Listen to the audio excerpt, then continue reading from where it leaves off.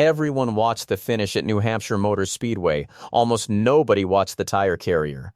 On lap 189 of the Dollar Tree 301, the number 12 Ford of Ryan Blaney rolled into its pit box holding the lead of the race.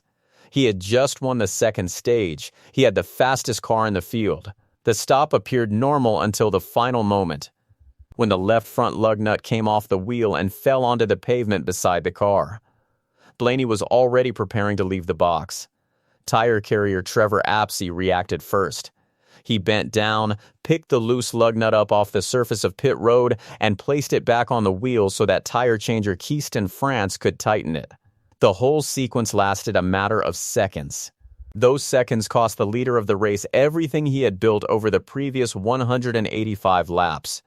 Cars that had been running behind him all afternoon cycled past his stall and back onto the racing surface. When Ryan Blaney finally released the brake and drove away, he came off pit road in 14th position. The order leaving that stop read Bubba Wallace, Josh Berry, Kyle Larson, Ryan Preece, Brad Keselowski, Chris Buescher, Ty Gibbs, Christopher Bell, Chase Briscoe, and Tyler Reddick. USA Network later reported the error as the 9th pit stop miscue of the season for Team Penske. 112 laps remained. To understand how the afternoon reached that point, it is worth going back to the morning, because this race was shaped by weather long before it was shaped by strategy. Rain was falling at New Hampshire Motor Speedway by 11:35 a.m. Eastern Time.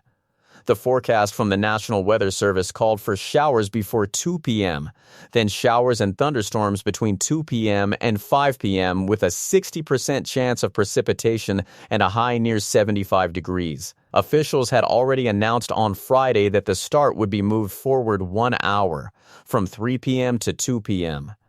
Eastern Time, to give the event the best chance of finishing before the heavier weather arrived.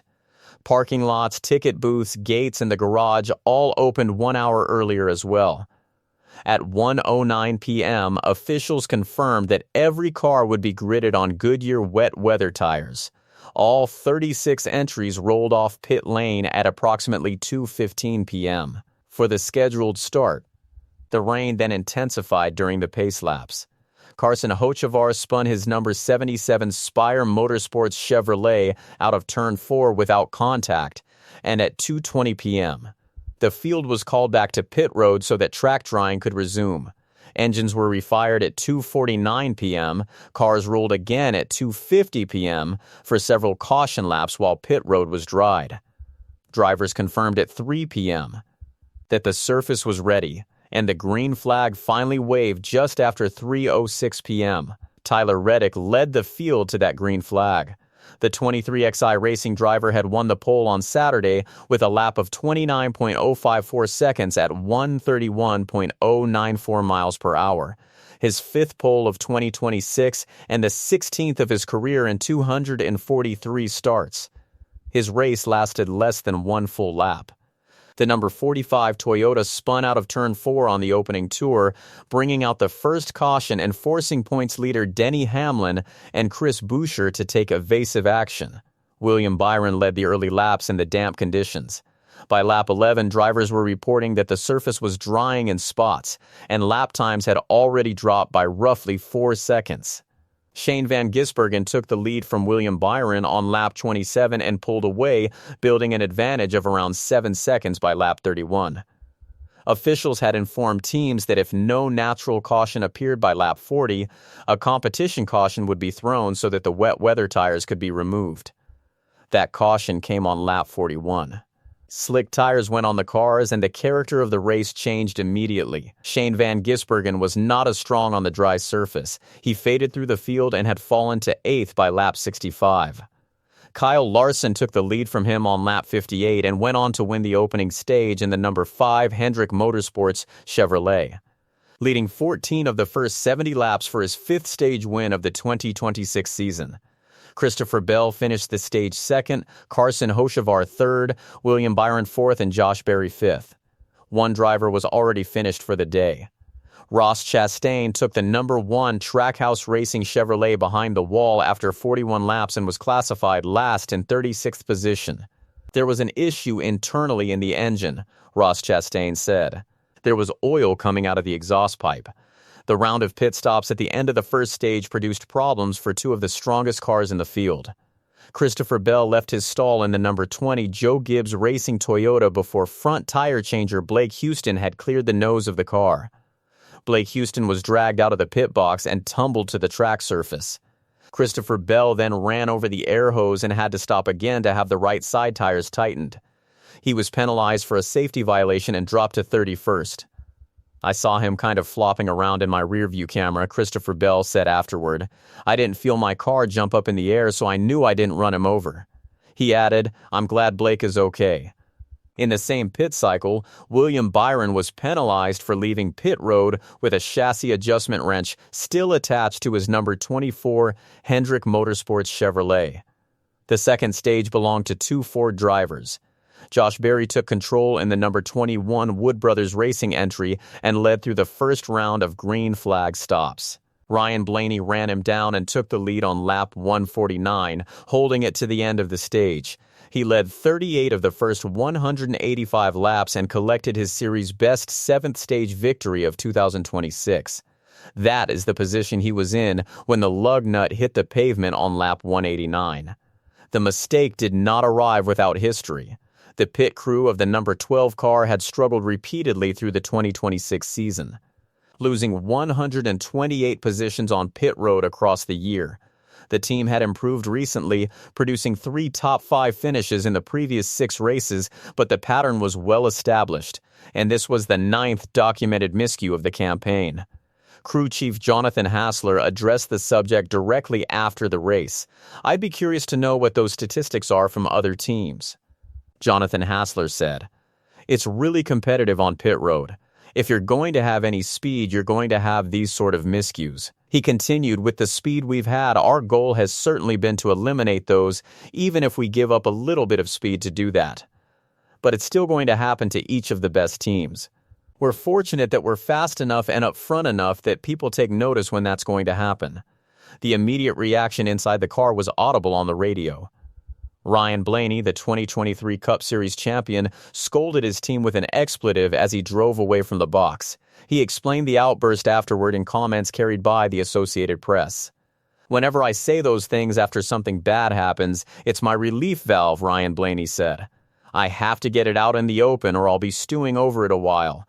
That's how I have to get over things. I wish I wasn't that way, but I'd rather it be that way than have it be in the back of my mind the rest of the race, not thinking of the main goal. It takes me 5 or 10 seconds to move on. He then went to work. The final stage went green on lap 194 with 108 laps remaining. Josh Berry and Bubba Wallace traded the lead through the middle of the run, including contact between the two on lap 223. A caution for a Carson Hocevar spin on lap 203 allowed a group of cars, including Ryan Blaney, to pit. He worked forward through traffic and was running 7th when the race changed again. On lap 225, Riley Herbst made heavy contact with the wall in turns 3 and 4 after being hit by Michael McDowell. Connor Zeilish then ran into him. Both cars were destroyed and both drivers were finished for the afternoon. It was the 8th of 9 caution flags in the race. Pit road opened on lap 227, and this was the moment Jonathan Hassler made the call that decided the outcome. Instead of 4 tires, he brought his driver in for 2 right side tires only. Ryan Blaney gained 6 positions during that stop and came off pit road in first place. William Byron, Chase Briscoe, Joey Logano, and Zane Smith also took 2. Behind them, Bubba Wallace, Ryan Preece, Ty Gibbs, Kyle Larson, Christopher Bell, and Josh Berry all took 4. Of the top 12 finishers in the race, Ryan Blaney was the only driver who took 2 tires on that final stop. The restart came on lap 232 with 70 laps remaining. Ryan Blaney held the lead, Chase Briscoe moved to 2nd, and William Byron slotted in behind them. 2 laps later, the number 24 car lost a wheel entering turns 3 and 4 and crashed into the wall, bringing out the 9th and final caution of the day on lap 234. William Byron was classified 30th. The loss of the wheel carried an automatic penalty for the team, resulting in crew member suspensions the following week. Despite that finish, he formally clinched his place in the 16-driver chase field on the same afternoon. The race returned to grain on lap 239, and Ryan Blaney led the final 74 laps of the 301 lap event on the 1.058-mile oval. The gaps tell the story of that closing run. By lap 259, he had pulled out a lead of 2 seconds over Bubba Wallace.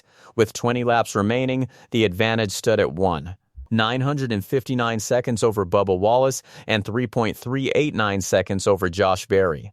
With 10 laps to go, Bubba Wallace had cut the deficit to .715 seconds, with Josh Berry 1.879 seconds behind. With 5 laps remaining, Bubba Wallace was .412 seconds away from the lead. Spotter Timmy Fedua relayed those numbers to the car throughout the run. "I was aware of it for sure," Ryan Blaney said. "Timmy was giving me gaps, and I tried to fill the gap early in the run knowing we were going to go a long way on tires, and I had 2, so just trying to manage them after I got out to, a second or 2 lead. And then when I saw Bubba got to second on 4, I knew he was quick, and so I just tried to manage that for a little bit, and he started kind of creeping in like a 10th here. And I tried to pick it up a little bit, so that's eating a little bit more tire away, trying to just maintain like that 1.5-second gap." He added, "I was just trying to maintain and not make a mistake. And if Bubba got there, he got there, and we'll race it out." The decisive moment arrived with 5 laps to go, and it happened in lap traffic. Bubba Wallace had started the race 23rd and had driven the number 23XI Racing Toyota all the way to second. On 4 fresh Goodyear tires against 2, he had closed to within half a second. Approaching turn 3, he dove to the left of the number 41 Haas Factory Team Chevrolet of Cole Custer on corner entry. In that moment, he locked up his left front tire. "Yeah, lap traffic was tough," Bubba Wallace said. "Just tried too hard there around the 41 and locked up and picked up a big vibration. Didn't want to end our day, so just kind of limped it around and made the most of it." He described the consequence in plain terms, picked up a big vibration on the left front, and that was it. The margin at the checkered flag was .586 seconds. It was the second runner-up finish of the season for Bubba Wallace, matching his result at the inaugural San Diego event at Naval Base Coronado in June, and his 11th top 10 finish of 2026. "The guy I studied the most coming into this week was the 12 car," Bubba Wallace said. "Still came up a little bit short," he also said. "But we've really got to work hard to figure out where the Penske cars are so good." Afterward, Jonathan Hassler offered his assessment of the error that had started the entire sequence, saying it maybe was a little bit of a blessing in disguise because his driver emerged several positions ahead of the contenders who had taken 4 tires. Ryan Blaney described the strategy call the same way. "It was a good call after our issue on pit road," he said. "We did 2 at the end to try to hopefully get the lead, and we did. It was a long to the end, the longest run we had. Just tried to manage my stuff. Knew the 4 tire guys would pressure me eventually. Bubba came on hard there. Just tried to manage the lap traffic and manage the tire, not make a mistake." He added, "What a cool race. Fun day starting in the rain, ended up being a beautiful day." The victory was the 20th of his career in 403 Cup Series starts, his 3rd of the 2026 season, and his 17th top 10 finish of the year. It was his 2nd consecutive win at New Hampshire Motor Speedway and his 2nd consecutive Giant Lobster in victory lane. He led a race-high 115 of 301 laps. Post-race inspection was completed without issue, confirming the result. There were 15 lead changes among 7 drivers and 9 cautions for 51 yellow flag laps at an average speed of 94.133 miles per hour. The consequences extended well beyond one afternoon. Denny Hamlin recovered from a pit stop problem of his own that dropped the number 11 Joe Gibbs Racing Toyota outside the top 15 and finished 7th. That result clinched the number 1 seed in the chase, giving him a 25-point buffer entering the opening postseason race at Darlington Raceway on September 6. "We were just pedestrian today," Denny Hamlin said. "We just didn't quite have it, but ultimately a decent crawlback." Ryan Blaney holds second in the standings, 77 points behind. 13 drivers were locked into the chase after the race. Bubba Wallace sits 14th with a 75-point cushion above the cutoff line. Austin Cindric is 15th at 44 points clear. And Shane Van Gisbergen holds the final position at 31 points ahead of Ryan Preece, who cut his deficit nearly in half with a 9th-place finish. Josh Berry finished third in the number 21 Wood Brothers Racing Ford, his 4th straight top 10 result, and a run of success the team has not produced since 1994 with driver Morgan Shepherd. Just gave up too much track position early, Josh Berry said. That was everything I had, everything I could do today.